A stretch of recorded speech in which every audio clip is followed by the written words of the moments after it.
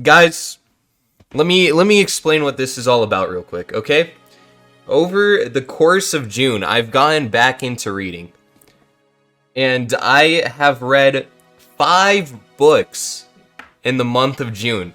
And we are going to go over each one. I'm going to talk about the things I like, the things I don't like, and then we're going to rank them in a tier list, alright? And then the plan, if this goes well, is we do it again in July, and then by the end of summer, we have this massive tier list. Okay, alright, okay, I guess we'll start with the first book that I chose to pick up, right? Let's just get into it. Are you guys ready for the first book? The first book is Stephen King on writing. It's a memoir. It's some quick info. 291 pages right off the bat. So, you know, a pretty beefy book, but not too big. It's non-fiction, and I thought that was gonna be a turnoff. You know, I'm a huge fiction guy. But Stephen King, he's a writer, alright? And he made non-fiction, and not just regular non-fiction. This is a book specifically about his life and how he writes and it's like tips on writing and stuff. And I figure as a fellow English major, this is a good book to read. And so I was expecting it to be super boring, but man, was I wrong. This was probably one of my favorite books of June. Like, Stephen King knows how to do it, guys. What else can I say? You know, he's one of the best in the league. Okay, so it's like a biography of his life and how he made it as an author and the things that happened along the way that turned him into who he was. And then he has like a little section where he like tells you how to write. And there's some really interesting, good stuff in there. And he like even when you're reading the writing stuff, it's still interesting. We'll do the tier list at the end. We're just going through all the books right now. Yeah, that's it. So that's Stephen King on writing. Highly recommend this one. All right. When was it published? Really good question. Really good question. I think 2003. I want to say, or he was at least writing it around then. But then he got hit by a car, and that kind of like really put some time off it. You know. It was released in 2000. He was writing it before that. He actually got into like a horrible accident. It was super interesting. And it took him a while. Like he talks about, there's like a whole section dedicated to how he for like the first time in like 20 years, he hadn't been writing and how it affected him and stuff. It was super interesting. Super, super interesting. Oh yeah, Stephen King, fellas. This guy, he got around. He was an alcoholic for sure. Did some drugs. He was about to lose his family and his kids, but then he was like, shit, I like my family and my kids, and he did a complete 180 on his life. And now look at him. He's writing books still. Who's ready for the second book? Who's excited for the second book? It's a doozy. It's a big one. That's right, book 2. It's Fredrik Backman. He wrote Anxious People. So let's get some info on this one. This one is a fiction book. It's a bit of a mystery. 336 pages. September 8th, 2020. So it's a fairly new book. Apparently he's Swedish. Good to know. Good work, chat. Let's see. This book was really interesting to read. A little longer than the last one, but the Stephen King, he wrote kind of like in a direct timeline, right? And it followed him. This book switches perspective all over the place. It's this big mystery that follows like different people's perspective. And then their stories all sort of link up near the end, and you're like, holy shit, that just happened?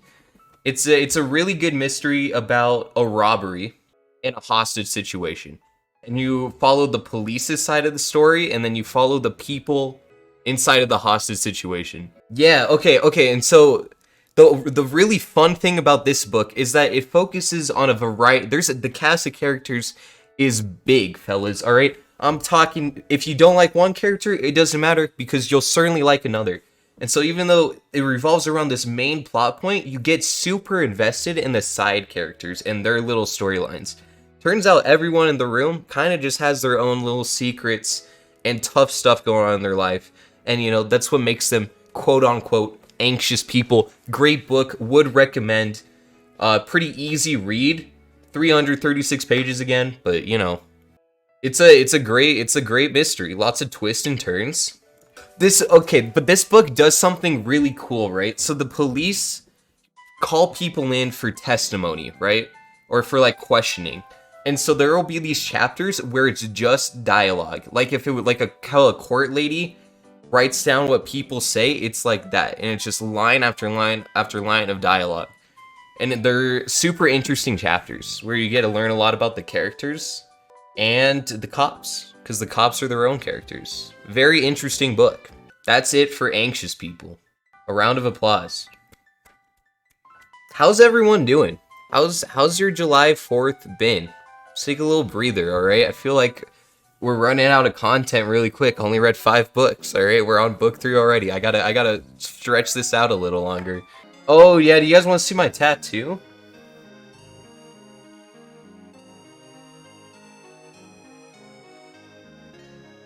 Anyways, fellas, who's ready for book 3? Book 3, here we go. This one is Escape Room by Maren Stoffels. It's 204 pages. It's a fiction book. As you can tell, it's about these group of kids that go to escape room and the people just like don't let them out and things get a little sketchy, antics ensue. You know what I mean? It's a fast read. For 200 pages, as me, you're looking for pictures, you got a couple of them in this book. I say this book was made for 4th graders, 5th graders at best. But you know, it's a fun, easy read. There's nothing wrong with it. A nice little mystery. You know, some little plot points that connect with one another, intertwine. I read this thing in a couple hours. It was a quick read. Each chapter would focus on the perspective of one character. So like it was all in first person. But like one chapter, like you would know who would be, which perspective you're in, because each chapter would be like the name of that character. So it'd be like this character's name, and for that chapter, it's from their perspective. And so you get everyone's internal monologue and stuff as things go along. Some mysterious elements, some supernatural elements. It's not bad. It's a quick read. Usually on the same events and how they react to it. Well, at the start, I guess people are doing their own thing, and so you kind of get a feel for all of the characters and how they feel about one another and everything like that. And then they go to the escape room. They can't, you know, come out, and so one thing will happen, and everyone has their own little separate ulterior motives and thoughts on each corresponding reaction. You know what I mean? Pretty interesting book. October 4th, 2017. A little Halloween, a little spooky maybe. If you like for anybody that can read fairly well, this book will go by super fast. Between the pictures and everything, a couple hours max. While I try and get this like spider web off my microphone, because it's bothering me. I have an idea.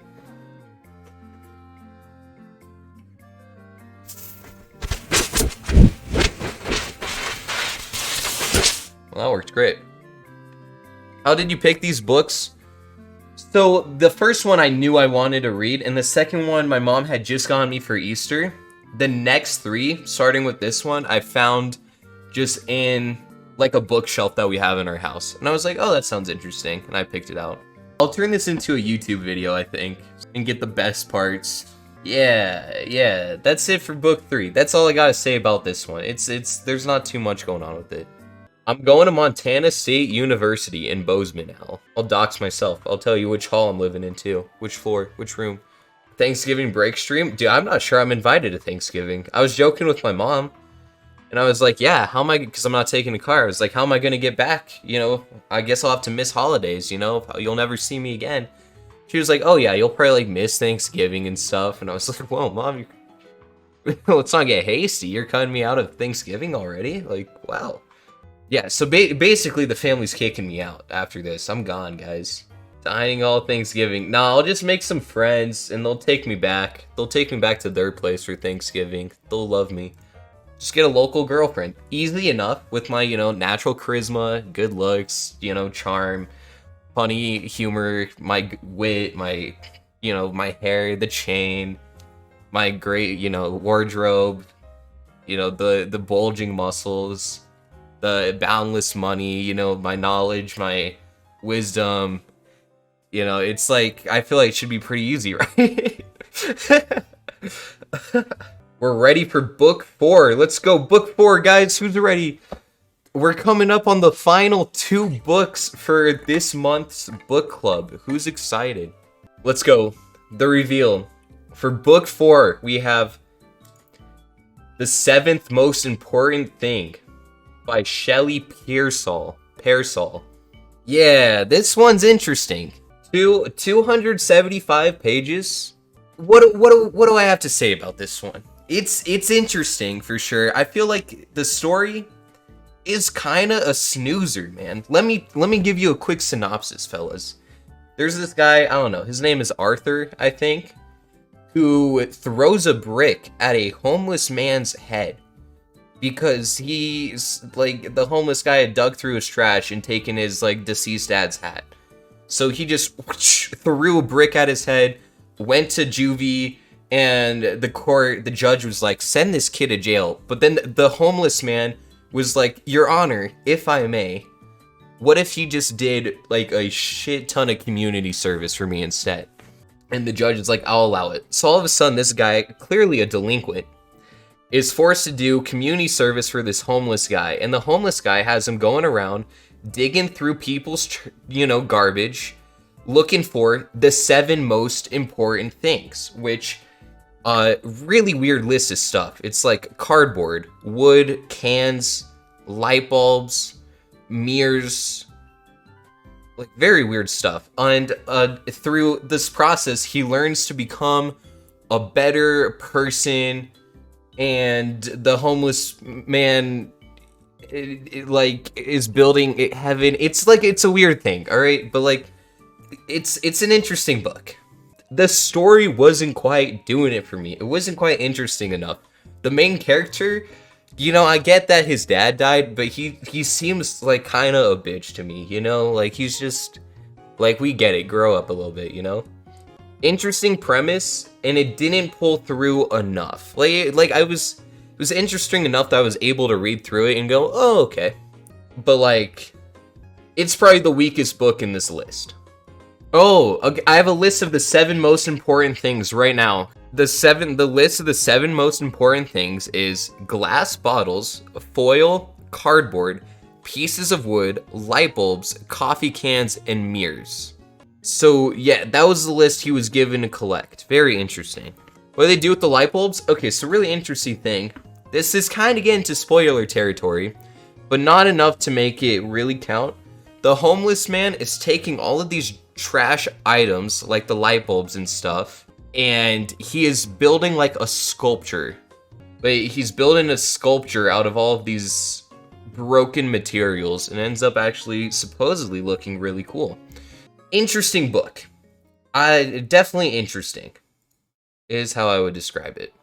Do we just jump into the last book right away, or do we let this one marinate a little bit? Who's ready? Who's ready for the final book for the month of June? Who's excited? Because you should be. This is the book. All right, readers. Give it up for book number 5. And for book number 5, we have The Rainmaker by John Grisham. Fellas, what can I say about this book? It's really good. It is really good. It's 598 pages. Pretty thick. It's pretty small though. They're like it's like you can tell the book's like not that like tall. So like it's a pretty dense book, but it's really, really good. This is probably out of the list of books, this one's probably the best one. It's probably the highest level too. This is a book made for adults, and it shows, because the themes in there are big and booming. What's this book about? You guys are probably asking right now. Let me tell you. There's a young lawyer just out of law school, hasn't even taken the bar yet, that's just completely down on his luck. He's getting evicted, he can barely afford rent, he can't find a place to work. The company he was supposed to work out got merged. He works at like a bar with some sketchy people. This guy's got nothing going for him.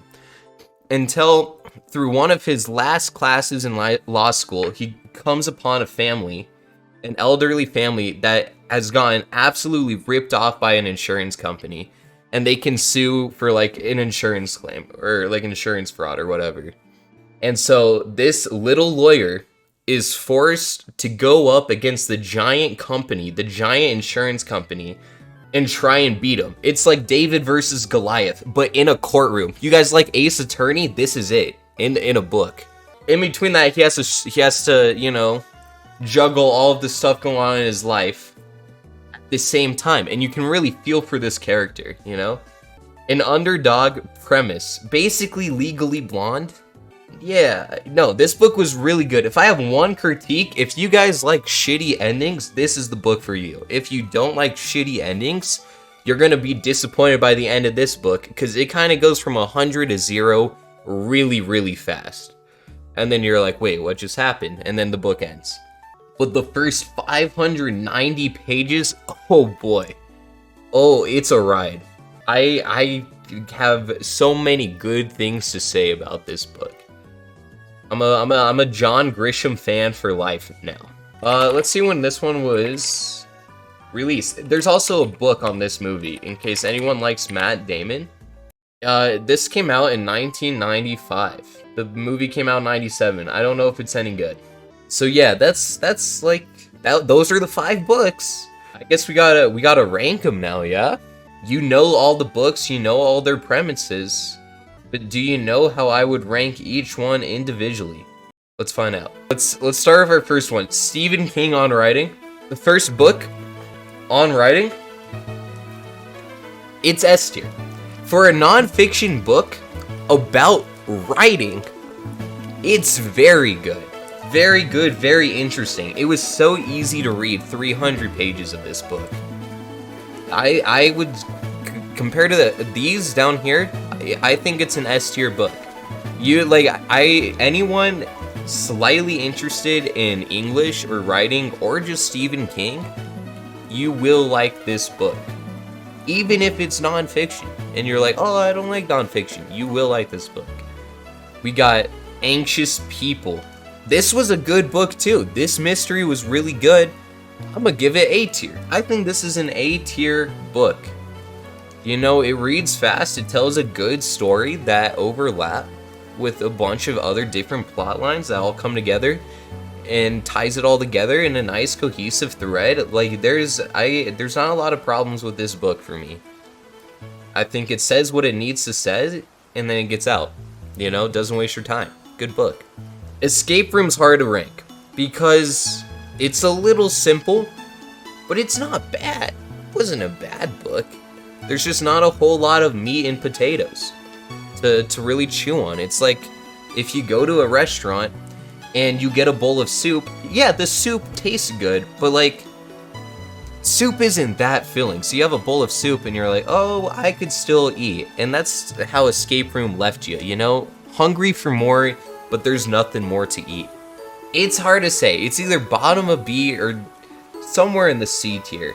I think it is C tier. I think it's C tier, but it's like a fun little read. I don't dislike any of these books. Let the record show. Just some are not created equally.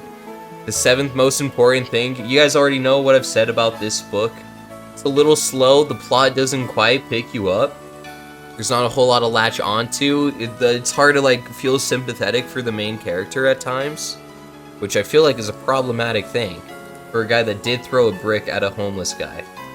For that reason alone, I think it's also in C tier. Below Escape Room? Yeah, below Escape Room. And then we got The Rainmaker. You guys already know how I feel about this book. It's the best book that I read this month, easily. It's just such a good story. I would go back and I would read this book again if I could. Like, the Men in Black brainwash me, whatever, erase my memory, let me go back, read this for the first time again. Ooh, because once you start going, this book took me like maybe 4 days to read. Top of S tier, guys. I read some good books and I read a couple of low tier ones. You know, you get a good mix. You get a good mix from that right there. Do you have books selected for next month? This is where you guys come in. You guys got any good books to read? I'm reading one right now. Believe it or not, it is another John Grisham book, The Chamber.